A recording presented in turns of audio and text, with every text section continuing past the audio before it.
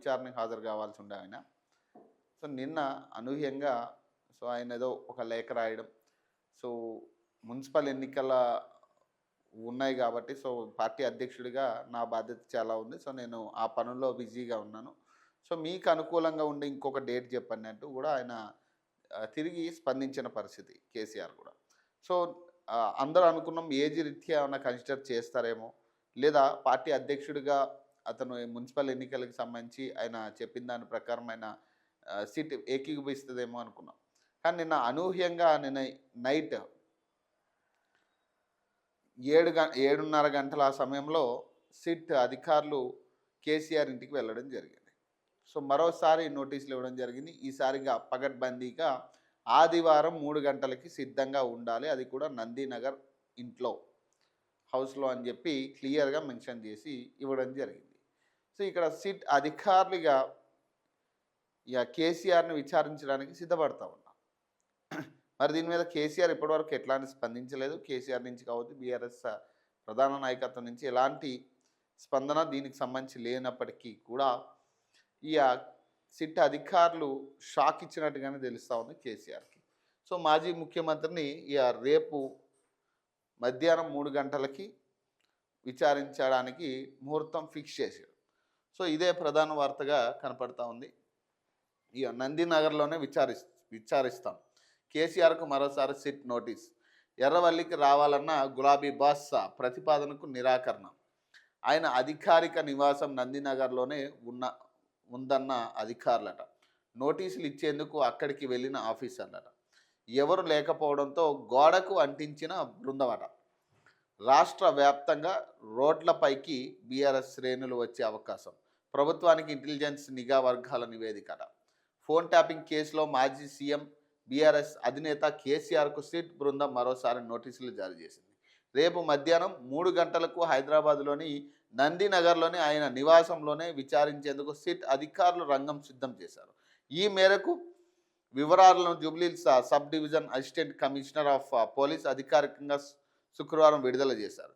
Panjagutta police స్టేషన్లో నమోదైన crime number 243/2024 కేసులో సాక్షిగా విచారణకు హాజరు కావాలని నోటీసుల్లో మరోసారి పేర్కొన్నారు.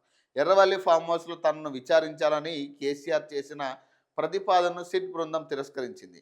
పరికరాలు తరలించడం సాధ్యం కాదు. ఫోన్ ట్యాపింగ్ కేసులో గురువారం కేసీఆర్కు సిట్ అధికారులు నోటీసులు ఇవ్వగా శుక్రవారం విచారణకు రాలేనని మరొక తేదీ నిర్ణయించి చెప్పాలని ఆయన లేఖ రాశారు. దానికి స్పందించి సిట్ రేపు విచారణకు సిద్ధంగా ఉండాలని నందినగర్లోని ఇంట్లోనే విచారిస్తామని తాజాగా మరోసారి నోటీసులు ఇచ్చింది. కేసీఆర్ ఎన్నికల అఫిడవిట్లు, శాసనసభ అధికారిక రికార్డుల ఆధారంగా కేసీఆర్ నివాసం హైదరాబాద్లోని బంజారాల్స్ రోడ్ నెంబర్ 14 నందినగర్లో ఉన్నట్టు అధికారులు గుర్తించారు. చట్టపరంగా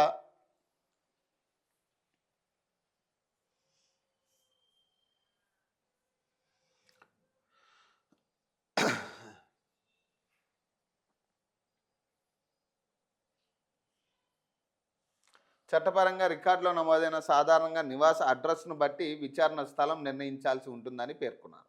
అంతేకాకుండా విచారణలో పలు కీలక ఎలక్ట్రానిక్స్, భౌతిక ఆధారాలను పరిశీలించాల్సి ఉండడం, వాటిని ఎర్రవల్లికి తరలించడం పరిపాలన పరంగా సాధ్యం కాదని సిట్ అధికారులు నోటీసులో పేర్కొన్నారు. సిట్ జారీ చేసిన నోటీసులు తీసుకునేందుకు హైడ్రామా నడుస్తుందని ఆరోపణలు వస్తున్నాయి. నందినగర్లోని కేసీఆర్ నివాసానికి అధికారులు వస్తారని ముందే భావించిన బీఆర్ఎస్ శ్రేణులు అక్కడ ఎవరూ లేకుండా జాగ్రత్త పడ్డట్లు తెలుస్తున్నది. నోటీసులు ఇస్తున్న క్రమంలో అక్కడ కేవలం ప్రైవేట్ సెక్యూరిటీ మాత్రమే ఉన్నట్లు సిట్ అధికారులు చెబుతున్నారు. అందుకే కేసీఆర్ ఇంటికి నోటీసులు అంటించినట్టు వెల్లడించారు. ఆదివారం మధ్యాహ్నం 3 గంటలకు విచారణకు తప్పనిసరిగా అందుబాటులో ఉండాలని నోటీసులో పేర్కొన్నారు. గురువారం కేసీఆర్ రాసిన లేఖపై సమాలోచన చేసిన సిట్ పర్యవేక్షణ అధికారులు సజ్జనార్ తాజా పరిణామాలు, ఇప్పటి వరకు రికార్డ్ చేసిన స్టేట్మెంట్లు, సేకరించిన సాక్ష్యాధారాలపై అధికారులతో సమగ్రంగా చర్చించినట్లు సమాచారం. తదుపరి కార్యాచరణపై కూడా కీలక నిర్ణయం తీసుకున్నట్లు తెలుస్తున్నది. ఈ క్రమంలోనే చట్టపరమైన ప్రక్రియ పూర్తి చేసి నోటీసులు జారీ చేసినట్టు తెలిసింది. అయితే కేసీఆర్ విచారణ నేపథ్యంలో ఇంటెలిజెన్స్ వర్గాలు ప్రభుత్వానికి కీలక రిపోర్ట్ అందజేసినట్టు తెలుస్తున్నది. ప్రస్తుతం ఉన్న పరిస్థితుల్లో మరోసారి కేసీఆర్కు నోటీసులు ఇస్తే శాంతి భద్రతల సమస్యలకు దారి తీయొచ్చని నిఘా వర్గాలు హెచ్చరించినట్లు సమాచారం. రాష్ట్ర వ్యాప్తంగా ఉన్న బీఆర్ఎస్ కార్యకర్తలు నాయకులు రోడ్లపైకి వచ్చే ప్రమాదం ఉందని, ఈ విషయంపై ఇప్పటికే బీఆర్ఎస్ శ్రేణులకు సంకేతాలు వెళ్ళాయని నిఘా వర్గాలు సర్కార్కు రిపోర్ట్ అందజేసిందట. ఇప్పుడు ఏదేమైనా ఇప్పుడు ఒక మాజీ ముఖ్యమంత్రిగా, ఒక బాధ్యత గల పౌరుడిగా తెలంగాణలో ఎదుర్కోవాలి దీన్ని. ఇప్పుడు ఇట్లాంటి ఆరోపణలా లేకపోతే ఇంకొకట ఎదుర్కొంటే ప్రజల్లో కూడా ఒక నమ్మకం ఉంటుంది. ఇప్పుడు నేను ఫలానా డేట్ చెప్పండి, లేకపోతే నేను రాలేను.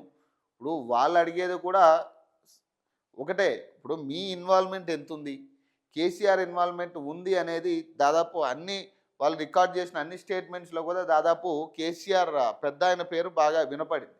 సో ఈ పెద్ద ఆయననే విచారించిన తర్వాత ఎట్లాంటి ఇన్ఫర్మేషన్ బయటకు వస్తుందనే ఆలోచనలో ఇప్పుడు ఇంటెలిజెన్స్ వర్గాలు ఉన్నాయి.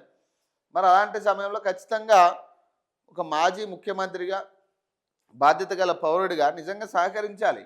మరి ఇప్పుడు ఎందుకు ఇంతగానం ఆయన వెనకడుగు వేస్తూ ఉన్నారంటే ఆయనకి ఈగో ఉంది. ఇప్పుడు దీన్ని విచారణకి వెళ్తే ఆయన తీసుకోలేడు దీన్ని ఫస్ట్. సో కాబట్టి దానివల్ల కొంత వెనకడుగేసే పరిస్థితి ఉంటుంది. సో సహకరిస్తారా, కోర్టులో సవాల్ చేస్తారా, సిట్ నోటీసులపై మాజీ సీఎం డెసిజన్ ఏమిటి, మరికొంత సమయం కావాలని అడుగుతారా, ఉత్కంఠ రేపుతున్న గులాబీ బాస్ వ్యూహం అట. రాష్ట్ర రాజకీయాల్లో హాట్గా చర్చట. ఫోన్ ట్యాపింగ్ కేసులో సిట్ జారీ చేసిన రెండో నోటీసుపై మాజీ సీఎం కేసీఆర్ ఎలాంటి నిర్ణయం తీసుకుంటారనేది రాష్ట్ర రాజకీయాల్లో హాట్ టాపిక్గా మారింది.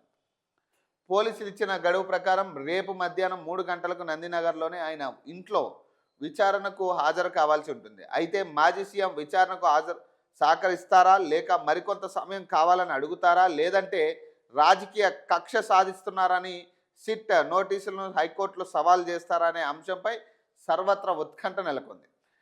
ఈ విషయంపై ఇప్పటికే ఆయన పలువురు న్యాయ నిపుణులతో చర్చించి ఓ నిర్ణయానికి వచ్చినట్లు తెలిసింది. సహజంగా కేసీఆర్ వేసే ప్రతి అడుగులో రాజకీయ వ్యూహం ఉంటుందని, ప్రతి విషయాన్ని తనకు అనుకూలంగా మలుచుకునేందుకు ఆయన ప్రయత్నిస్తుంటారనే టాక్ ఉంది. ఇప్పుడు ఫోన్ ట్యాపింగ్ కేసులో సిట్ రెండోసారి జారీ చేసిన నోటీసుపై ఏ విధంగా రెస్పాండ్ అవుతారన్నది సస్పెన్స్గా మారింది.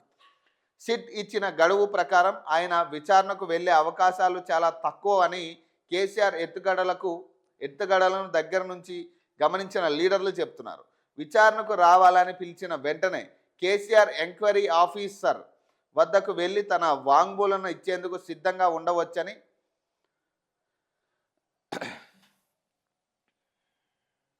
అంచనా వేస్తున్నారు. అందుకోసం విచారణకు మరికొంత సమయం కావాలని మరో లేఖ రాసే అవకాశంతో పాటు లీగల్గా ఫైట్ చేయాలనే అంశంపై ఆలోచన చేస్తున్నట్లు తెలిసిందట. రాజకీయంగా కక్ష సాధించేందుకు ఫోన్ ట్యాపింగ్ కేసును తమపై ఉపయోగిస్తున్నారని బీఆర్ఎస్ నేతలు మొదటి నుంచి ఆరోపిస్తున్నారు. ఓవైపు మున్సిపల్ ఎన్నికల అభ్యర్థుల ఎంపిక, ప్రచార అంశాలపై దృష్టి పెట్టాల్సిన సమయంలో నోటీసులతో ఇబ్బంది పెడుతున్నారని ఆగ్రహం వ్యక్తం చేస్తున్నారు. ఇదే అంశాన్ని ప్రస్తావించి సిట్ నోటీసులపై కోర్టులో సవాల్ చేయాలనే యోచనలో ఉన్నట్టు తెలుస్తున్నది. కేసీఆర్ను విచారణకు రావాలని సిట్ జారీ చేసిన నోటీసుపై కోర్టులో లంచ్ మోషన్ పిటిషన్ వేస్తే ఎలా ఉంటుంది అనే కోణంలోనూ ఆలోచన చేస్తున్నట్లు తెలిసింది. అయితే కోర్టుకు వెళ్ళడం ద్వారా వచ్చే రాజకీయ విమర్శలను ఏ విధంగా ఉంటాయనేది అనే కోణంలోనూ సైతం ఆరా తీస్తున్నట్లు తెలుస్తుందట.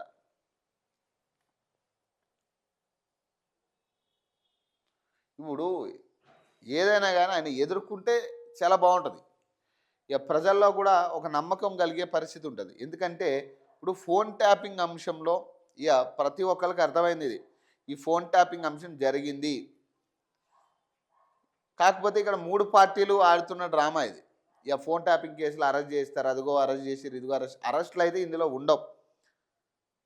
పక్కాగా ఇందులో అరెస్టులు ఉండే పరిస్థితి ఉండదు. కేవలం ఇది ఒక కాలయాపన పనులు, ప్రజలను మభ్యపెట్టే ప్రయత్నం, కార్యకర్తల్ని కార్యకర్తలను డైవర్ట్ చేసే ప్రయత్నం, ప్రజల్ని డైవర్ట్ చేసే ప్రయత్నం తప్పితే ఇందులో ఏ ఒక్కరిని అరెస్ట్ చేసే పరిస్థితి ఉండదు. ప్లస్ ప్రధానంగా ఇప్పుడు ఆయన విచారించేది ప్రధానంగా ఒక విట్నెస్గా ఆయన్ని పరిగణలోకి తీసుకుని విచారిస్తూ ఉన్నారు. నిందితుడిగా ఆయన్ని చేర్చలేదు. మరి నిందితుడిగా చేర్చినప్పుడు ఆయన ఎట్లా అరెస్ట్ చేస్తారు? అరెస్ట్ చేసే పరిస్థితి ఉండదు. సెక్షన్ 160 సిఆర్పిసి కింద ఆయనకు నోటీసులు ఇవ్వడం జరిగింది. ఇప్పుడు దీని ప్రకారం సడన్ అరెస్టులు అయితే ఉండవు, అది పక్కా. అతన్ని నిందితుడిగా ఎప్పుడు బలమైన ఆధారాలు, ఇప్పుడు ఆయన ఒక మాజీ ముఖ్యమంత్రి, బలమైన ఆధారాలు ఉంటే తప్పితే ఆయన అరెస్ట్ చేసే పరిస్థితి ఉండదు. కానీ నిజంగా బలమైన ఆధారాలు ఉన్నా కూడా బయటికి రానివ్వరు వాటిని.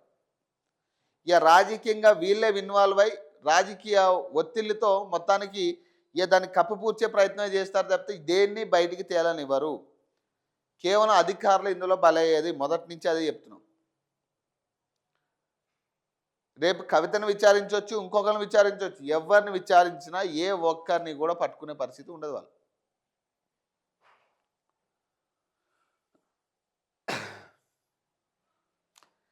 సిట్ విచారణపై ఏం చేద్దాం?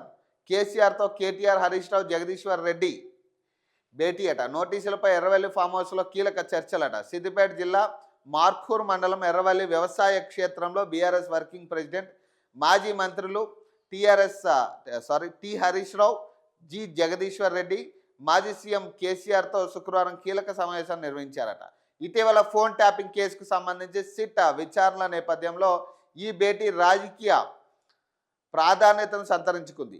సిట్ అధికారులను కేసీఆర్ మరికొంత సమయం కోరారు. ఫామ్ హౌస్కు వచ్చి విచారణ నిర్వహించవచ్చని, అయితే మున్సిపల్ ఎన్నికల తర్వాత ఆ ప్రక్రియ జరగాలని నిర్ణయించిన విషయం తెలిసిందే. ఈ నేపథ్యంలో సిట్ నివేదిక, విచారణ విధానం, అలాగే కాంగ్రెస్ ప్రభుత్వ బీఆర్ఎస్ నాయకులకు నోటీసులు జారీ చేయడంపై ఈ సమయంలో విస్తృతంగా చర్చించినట్లు సమాచారం అట.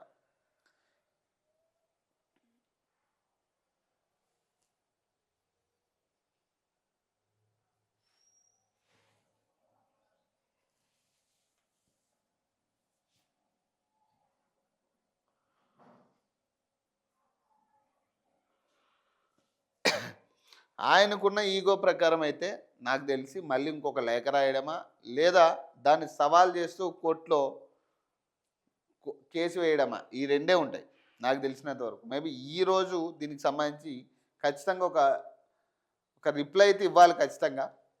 అది యాక్సెప్ట్ చేస్తాడా అంటే మరి అది కొంతవరకు అనుమానమే. ఎందుకంటే ఆయన యాక్సెప్ట్ చేసే పరిస్థితి కాదు, వ్యక్తి కాదు. ఆయన ఆటోమేటిక్గా సవాల్ చేయడమా, లేదంటే మరికొంత సమయం నాకు కావాలని అడగడమా, ఏదో ఒక ఇదైతే ఉంటుంది. చూడాలి దీని మీద ఎట్లా రెస్పాండ్ అవుతారనేది. నో